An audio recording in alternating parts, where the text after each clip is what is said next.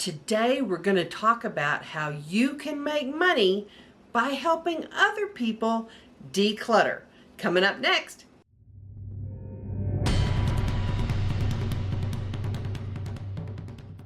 Hi everybody, my name is Dee Burks and this is Retirement Rescue, where we talk about how to make money, save money, and create a retirement from nothing. Well, several people have asked, hey, do you think I can make money helping other people declutter?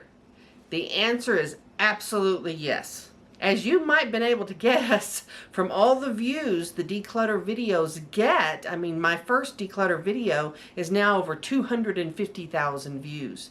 It is a huge topic. It is a big need. And it's so hard for people to declutter their own things because they can't be objective. So there is money to be made if you can help other people declutter. Now, of course, the first question most people have is, well, how do I know if I'm good enough to actually charge money for it?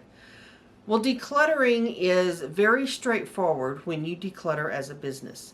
There are two aspects to it. Number one, you have to have a system or systems. We've talked about this in several declutter videos. You can declutter by form or by function, but understanding the various systems for decluttering will help you help someone else. We're all different, and what worked for your personal items or maybe a family member's personal items won't work for every person. So you need to have several different systems and several different things you can help them with. The second aspect of it, and honestly y'all, this is 90% of it, is being able to communicate with emotionally distraught people. Because decluttering can be an emotional process. Letting go of things is very hard. And when you're in the midst of it, even when you're helping someone else, it is emotionally draining. That is the vast majority of decluttering. And if you've ever watched the TV show Hoarders, most of the show, they're not actually dealing with getting rid of the items. Honestly, that's the easy part. They're dealing with helping that person let go, helping that person get to a better place that improves their life. And that's what you're doing when you help people declutter. Now, there are numerous different areas within decluttering that you can offer your services. You can offer your service to just an individual person who may need you for a few hours or a weekend just to help with certain items. That's pretty simple and straightforward, but a good part of the business when they just need help cleaning one room or cleaning a garage or cleaning one thing. You can offer hourly or a set rate for those items. You can also offer decluttering and garage sale assistance. If you happen to be one of those people that is very good at garage sales, maybe that's your forte. Maybe that's your thing. Not only helping people decide what to get rid of, but then actually helping them get rid of it. Because the idea of having a garage sale for a lot of people is filled with dread. They don't even want to deal with it. They don't want to deal with actually getting the items out of the house. They just want it to happen. And so you can offer your assistance there. There is also a big market, especially right now, of people who may have a family member or they themselves may be moving into a retirement community, an assisted living facility. Maybe they had a spouse die and they're moving in with children. They need to downsize and have an estate sale, even if they're still alive. That's what it's called. And that is a big service you can offer people. Figuring out, okay, what are you going to take to the new place? Getting rid of everything else via an estate sale or donation or however you choose to get rid of it.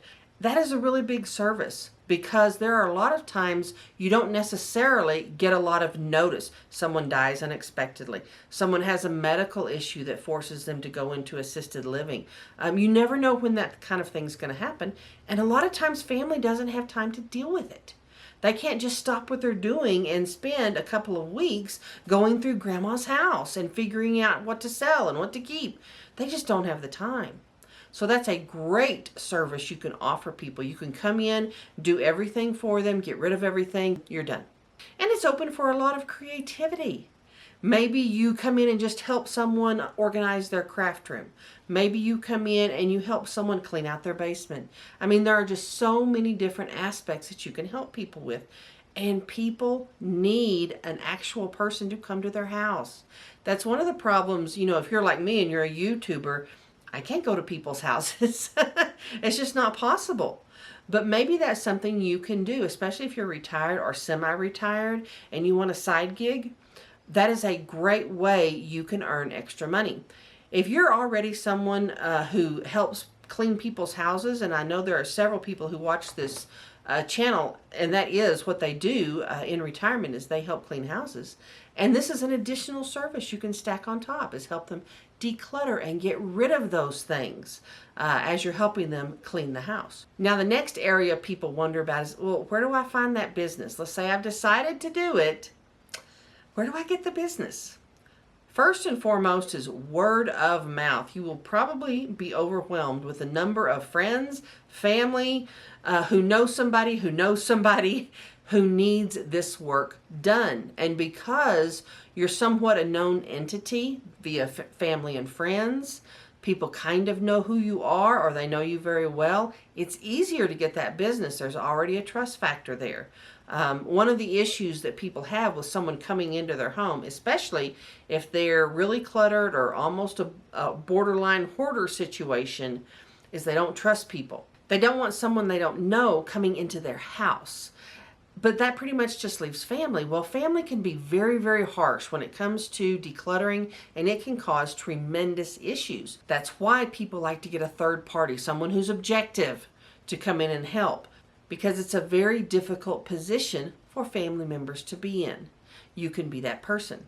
You can also get business by posting it on Facebook or other social media into groups for your area.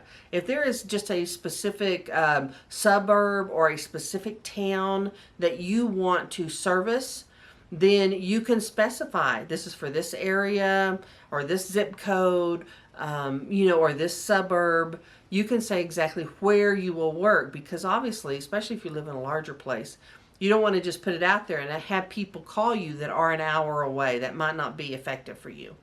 So you can really specify where you want to work. You can also go old school and print out flyers and leave business cards in places like hair salons, waiting rooms of car repair places or tire places, doctors' waiting rooms. Anywhere people are waiting is a good place to leave information or leave a flyer. Some places, of course, I live in a small town, and in the small town is bulletin boards. There's bulletin boards at the hardware stores, at the post office. That's a great place to leave information, leave flyers. And it is old school, but that's okay. If you live in an area where that works, go for it. Now, one of the things that holds people back from decluttering as a business is the idea that they may not be well suited for it. Well, let's talk about the people who are well suited for this type of job. Here again, decluttering is all about communication. So any profession where you do a lot of communication with adults, especially in emotional or very stressful situations, you are going to be good at decluttering. You're going to be good at helping people work through those emotions. This means social workers obviously are great at this. Social workers are wonderful in talking to people and helping them work through those emotions. Counselors, but also people you may not think about. HR people. I was an HR director. I spent all my time talking to largely emotionally distraught people all day long. That's what you do. Law enforcement, that's what they do all day. Someone who is a dispatcher or works at a 911 call center or has in the past are probably going to be good at this job.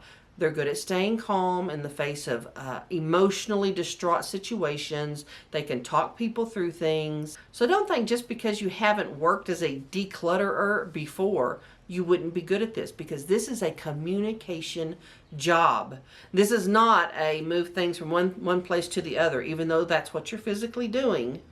What you're really doing, 90% of it, is working through emotions, talking, communicating, understanding when you need to back off, when you need to give someone some space, when they've had too much and it's time to take a break. And here again, if you watch the show Hoarders, that is a good little picture of what you're going to be going through and what you're going to be dealing with. You're going to spend all day long sometimes just talking people through things and getting to the point they're ready to actually move things out of their house and get rid of them. That is the job. That is why it's so hard when we try to declutter for ourselves. It is very difficult to do that for yourself and be objective.